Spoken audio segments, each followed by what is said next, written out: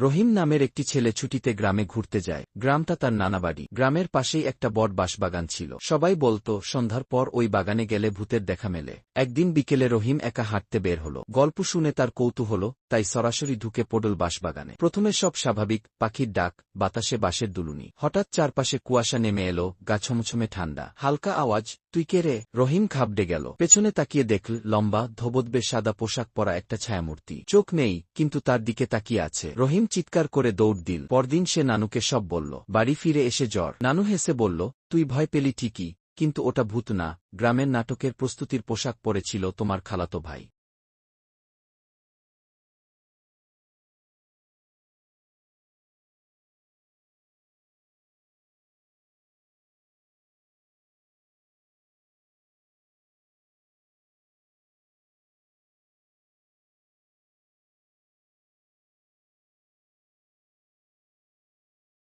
রহিম হাঁফ ছেড়ে বাঁচল, তবুও আর কখনো সন্ধ্যায় বাঁশবাগানে যায়নি।